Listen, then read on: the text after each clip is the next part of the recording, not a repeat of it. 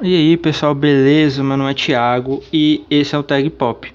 Eu tô dando continuidade aqui na minha série de vídeos sobre Hora de Aventura e eu procuro aqui encaixar os acontecimentos de Hora de Aventura para resumir para essa última temporada que tá chegando aí e que vai encerrar a história. Eu agradeço o feedback do pessoal do Otaku Rede Social, que eu gostei muito lá, né, do que vocês comentaram aqui do vídeo. Mas eu não, só para informar, né, eu não uso edição, já deve ter dado para perceber, e eu gravo meio que online, então eu faço gravação ao vivo, eu não edito porque tem um custo, tem um certo custo para você poder editar, não tem como, eu não tenho um parceiro para edição.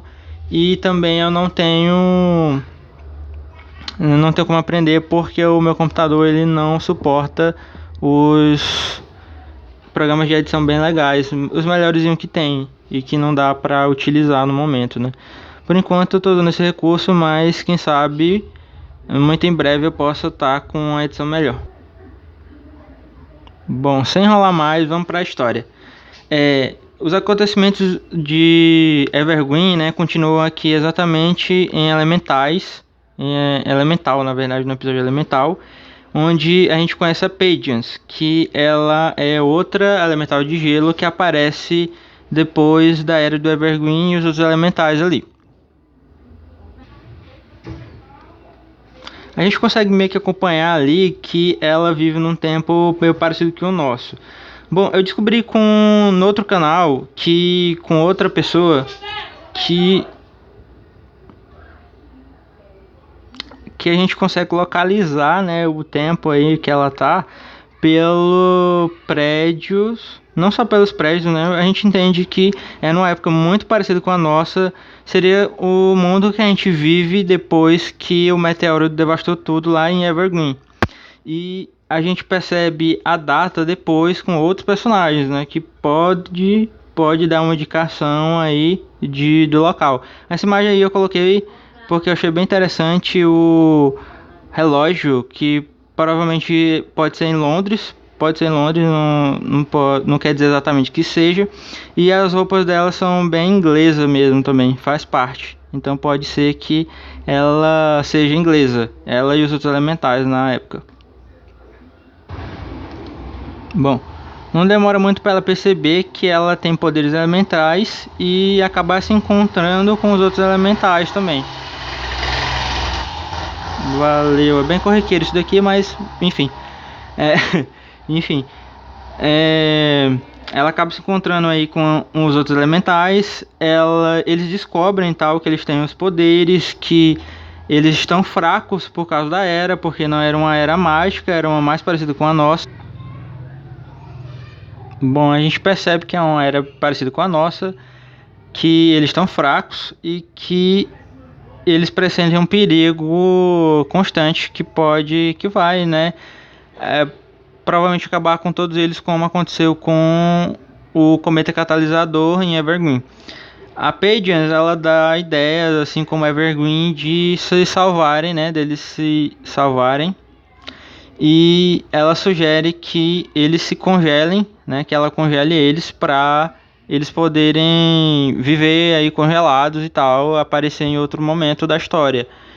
Mas assim como os elementais anteriores, eles recusam o convite, eles agradecem e tal, mas recusam o convite, e a Patience parte para se salvar só, já que eles tinham recusado, assim como os elementais anteriores, e que eles entendiam que fazia parte do ciclo da vida.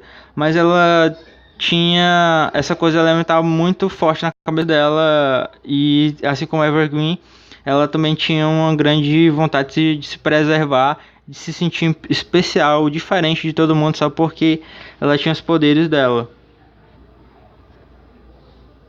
Então, logo após dela ter se congelado no oceano, ocorre a explosão e a gente já sabe, a gente descobre que a Guerra dos Cogumelos começa, e que ela é uma referência, né, à guerra, à bomba atômica, né, justamente pela forma de cogumelo que a bomba atômica toma, e que é uma referência também à Terceira Guerra Mundial, já que se com a tensão que a gente tem hoje em dia e com a iminência de é, ataque, né, de um país para outro, de uma superpotência para outra, a principal arma usada por eles seria a arma nuclear, e todo mundo sabe que se acontecer uma espécie de guerra desse porte, a Quarta Guerra seria paus e pedras se tivesse uma, porque nada ia sobrar, nada ia sobreviver mesmo.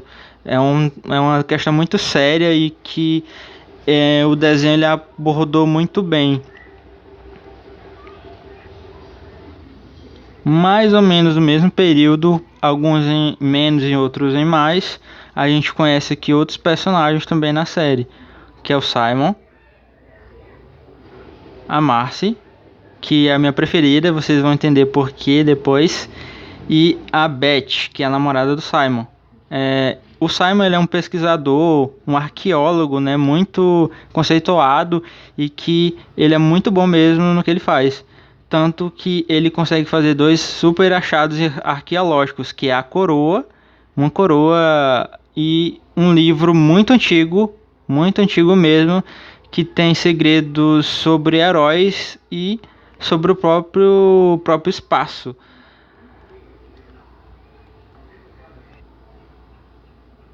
Falando um pouco mais da Marceline, a gente descobre que ela foi abandonada pela mãe e que a mãe dela havia deixado um bilhete contando a situação dela para qualquer um que achasse ela, que se possível, né, cuidasse.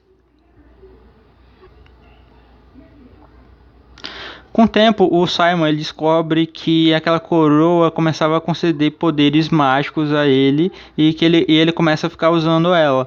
Mas ele percebe que a coroa ela começa a tirar a consciência dele. Ele começa a perder a consciência e ele fica maluco, ele fica biruta, fica baduda.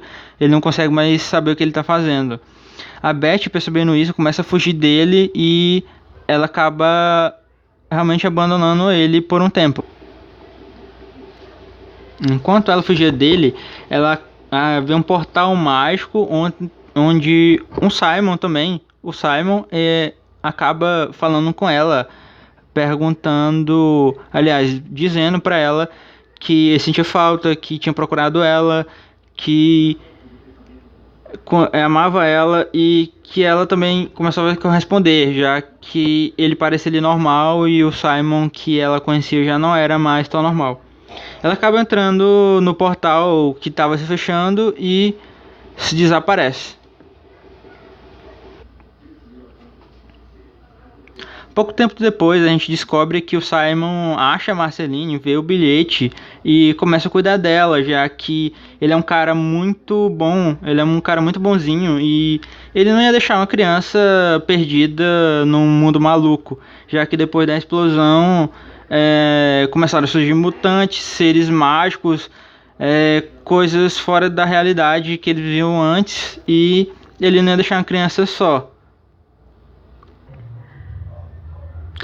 Bom, o que dá indício é que essa guerra tem acontecido mais ou menos ali no ponto da Guerra Fria e não na nossa atualidade, com algumas referências que o próprio Simon deixa em algumas músicas que ele canta, que faz referência a duas séries antigas, que infelizmente eu não sei dizer o nome agora, mas que ocorreram na época da Guerra Fria, e dá indícios que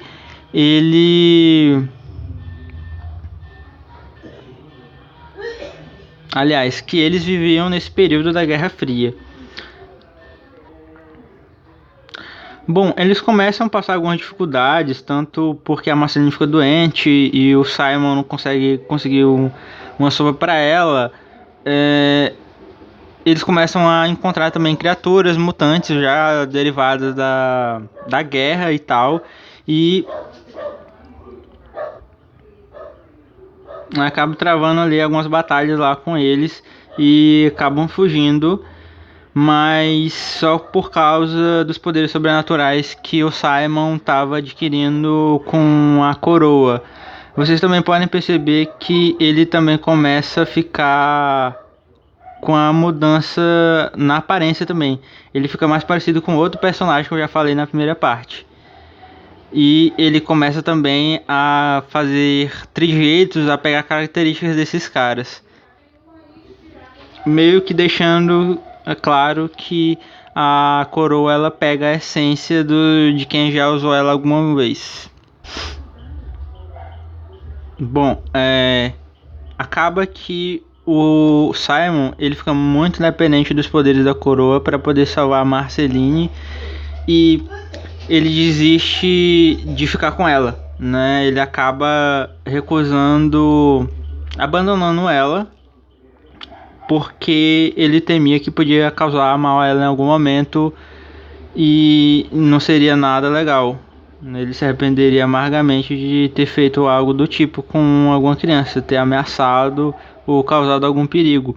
Então ele abandona ela e deixa ela nesse mundo maluco, que talvez ele apresentasse mais perigo do que ela. Bom, a gente descobre também que a Marceline não consegue sobreviver à toa, né? Ela é filha de algum ser sobrenatural, com uma pessoa normal. Então ela também adquire alguns poderes e consegue sobreviver nesse mundo novo, fantástico, que surge dos restos do mundo antigo. Então ela acaba fazendo uma descoberta, ela acaba encontrando alguma coisa nesse mundo, e isso aí já vai ficar para a terceira parte. E valeu aí, pessoal. Valeu então, feliz ano novo e até a próxima.